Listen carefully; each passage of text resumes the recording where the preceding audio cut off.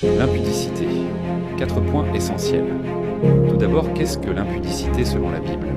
Selon la Bible, l'impudicité désigne toute forme d'immoralité sexuelle, pensée, regard, parole ou acte qui sortent du cadre voulu par Dieu.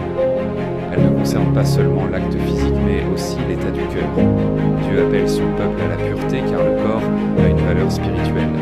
1 Corinthiens 6, 18. Fuyez l'impudicité. Tout autre péché qu'un homme commet est hors du corps. Mais celui qui se livre à l'impudicité pêche contre son propre corps. L'impudicité n'est pas un péché banal, elle touche directement à ce que Dieu appelle saint. Dans ce cas, pourquoi cela nous concerne-t-il tous? Parce que nous vivons dans un monde saturé d'images, de désirs et de séduction. Personne n'est épargné, jeune, adulte, marié ou célibataire. La chair est attirée, l'esprit appelle à une vie plus élevée. Galates 5, 17. La chair a des désirs contraires à ceux de l'esprit. Ce combat est universel, mais la victoire est possible en Christ. Alors quels sont les dangers de l'impudicité? L'impudicité détruit la communion avec Dieu, vole la paix et enchaîne l'âme. Elle ouvre la porte à la honte, à la culpabilité et à l'endurcissement du cœur. À long terme, elle affaiblit la vie spirituelle et éloigne de la volonté de Dieu.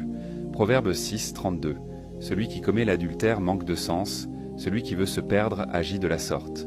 Ce que l'impudicité promet comme plaisir finit souvent en esclavage. Enfin, comment se libérer de ce fléau? La liberté commence par la repentance sincère et la décision de marcher dans la lumière. Il faut fuir les occasions, renouveler son intelligence par la parole et se laisser conduire par le Saint-Esprit. La pureté n'était pas une force humaine, c'est une œuvre de la grâce. Matthieu 5, 8. Heureux ceux qui ont le cœur pur, car ils verront Dieu.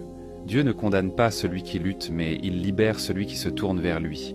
L'impudicité est un piège, mais la sainteté est un chemin de liberté. Dieu ne nous appelle pas à la frustration, mais à une vie alignée, pure et victorieuse. En Christ, la délivrance est possible et la restauration est réelle.